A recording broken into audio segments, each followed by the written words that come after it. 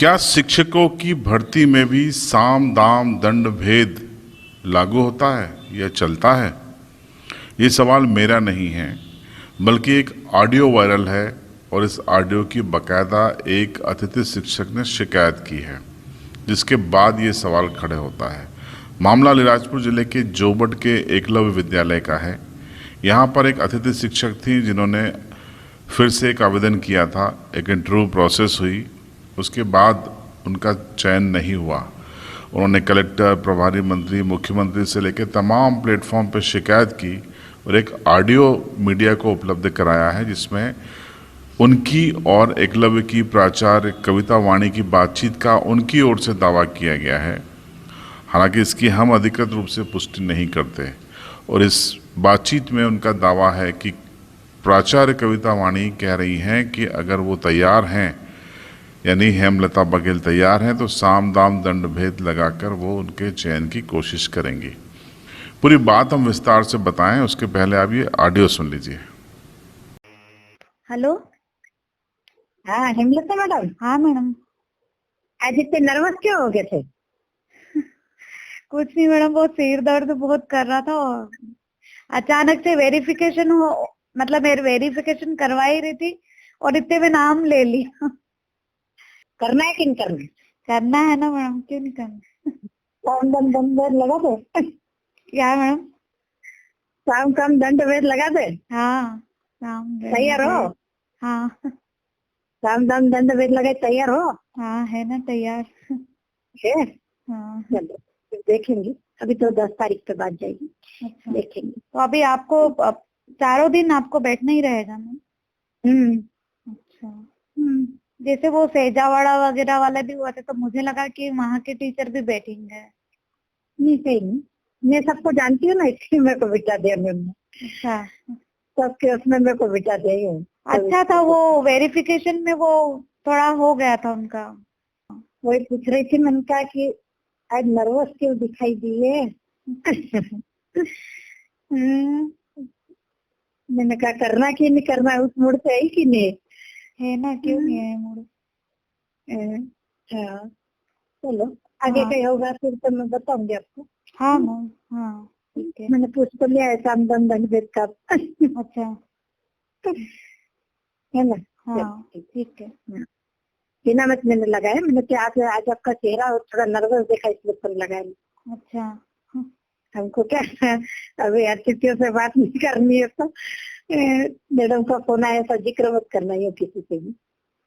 हाँ नहीं ठीक है। तो बिना आज थोड़ा चेहरा उदास लगा तो लगा लेने में, क्या क्यों उदास था? अच्छा, हाँ ठीक है मैम। चलो ठीक।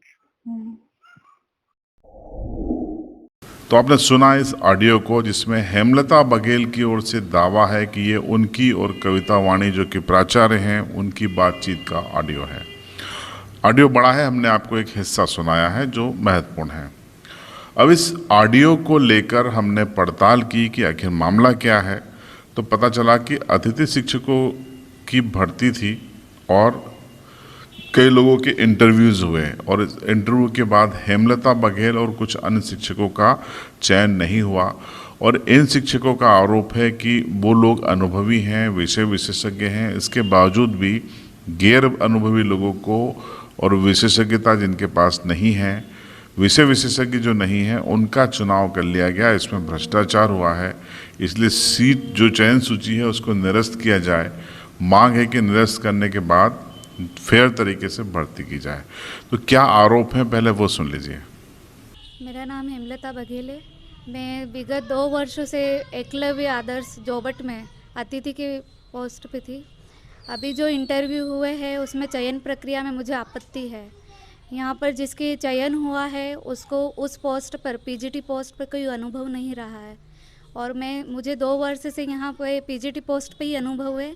इसके बाद भी मुझे 3 वर्ष का उससे पहले भी अनुभव रहा है पीजीटी की पोस्ट पर जिसका चयन हुआ है उसे पीजीटी का कोई अनुभव नहीं है और उसे इंटरव्यू बेस पे ही रखा गया। और मुझे यह भी आपत्ति है, जिस दिन इंटरव्यू होता है उसी दिन मेरी संस्था की मैडम, प्राचार्य मैडम मुझे फ़ोन करते हैं और साम दाम दंड भेद के नाम से बोलते हैं कि आप जो भी करिए कीजिए। तो वो बात मैं समझ नहीं पाती और मैंने उसका कोई जवाब नहीं दिया है। इस आधार पर ये मुझे लगता है कि इसमें भ्रष्टाचार हुआ भारी, और अनुभव वाले जो टीचर थे उनको छोड़ा दे गया, और जिनका बिना एक्सपीरियंस वाले थे उनको प्राथमिकता दी गई है। तो मुझे इसको लेकर आपत्ति है और चयन सूची की जांच हो और वापस से चयन सूची जारी की जाए। मेरा नाम चरण सिंह चौहान है। मैंने एकलव्य आदर्श आवासीय विद्यालय जोबट के लिए अंग्रेजी पीजीटी के लिए आवेदन किया था, जिससे मेरा इंटरव्यू अलीराजपुर डिस्ट्रिक्ट में रखा था। तो वहाँ पे ओनली 1 क्वेश्चन पूछा था, उसका मैंने सही जवाब दिया था। उसके बाद भी मेरा लिस्ट में चयन नहीं हुआ, और इसको देखते हुए ये देखा गया कि जो जिस आवेदक का चयन हुआ है उनका फ्रेशर है, और मेरा 3 साल का अनुभव पीजीटी एकलव्य आदर्श आवासीय विद्यालय मोडुंडिया में अनुभव है, फिर भी मेरा चयन नहीं हुआ।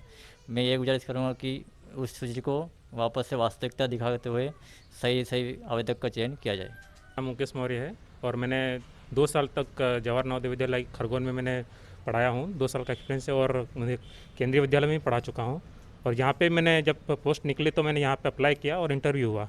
अब इंटरव्यू के बाद जब सूची जारी होती है तो आश्चर्य होता है कि हमारा नाम नहीं होता है। अब ये जब ये पता चला कि इस प्रकार की घटना हुई है, जब कुछ पैसे वैसे की लेन देन की बात आई, तो फिर हमको कंफर्म हो गया कि ये ऐसा ही हुआ होगा, क्योंकि जब इंटरव्यू से पहले हम लोग को पता चल जाता है कि किस जगह पे कौन व्यक्ति जाएगा।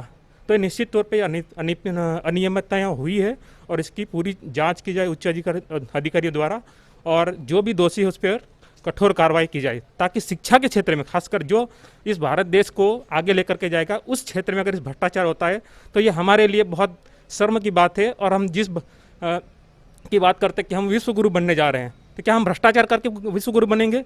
ऐसी घटनाएं शिक्षा के क्षेत्र में नहीं होना चाहिए, और इसकी निष्पक्ष जांच हो और जो भी दोषी उस पर कार्रवाई की जाए और सभी को न्याय मिले। तो आपने इन आरोपों को सुना। आरोप गंभीर हैं और इसकी शिकायत कई जगह की गई है। हम ऑडियो आपको सुना चुके हैं। इसके बाद हमने जो इस पूरे प्रकरण में दूसरा पक्ष है प्राचार्य कविता वाणी, उनसे संपर्क किया कि आप पर ये गंभीर आरोप ऑडियो के जरिए लगाए गए हैं। इस ऑडियो पर आपका क्या कहना है, आरोपों का क्या कहना है, तो उनका क्या कहना था वो सुन लीजिए। ये आरोप पूर्ण तरह निराधार है, और साथ ही साथ जो चयन प्रक्रिया है वो जिला स्तरीय पैनल समिति द्वारा की गई है। एक ऑडियो हम लोगों ने सुना है जिसमें आप श्याम दाम दंड भेद की बात कर रहे हैं, उसका तात्पर्य क्या है? इस प्रकार का कोई भी ऑडियो यदि है तो वो ऑडियो पूर्णतः जो है मैं मानती हूँ कि असत्य है, क्योंकि साम दाम दंड भेद की ऐसी कोई भी वो बात नहीं कही गई है। साथ ही साथ आप चयन लिस्ट देख सकते हैं कि विभिन्न प्रकार के जो है जिलों से यहाँ पर जो है अतिथि शिक्षक चयनित किए गए हैं। मैं कविता वाणी, एकलव्य आदर्श आवासीय विद्यालय संस्था की प्राचार्य। तो कविता वाणी ने एक तरीके से खारिज कर दिया इन आरोपों को और कहा कि ये उनकी आवाज़ ही नहीं है। अब अगर उनकी आवाज़ नहीं है तो किसकी आवाज़ है, ये एक जांच का विषय है।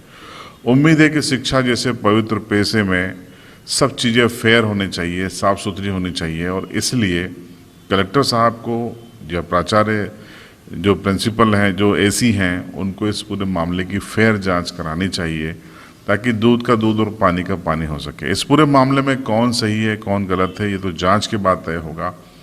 हम जज नहीं हैं, लेकिन निर्णायक भूमिका में प्रशासन जरूर है, जिसको आवश्यकता है इस पूरे मामले की ईमानदारी से जांच करवाने की। इस खबर पर आपकी क्या राय है कमेंट बॉक्स में बताएं। चैनल को सब्सक्राइब करें और बेल आइकन दबा दें।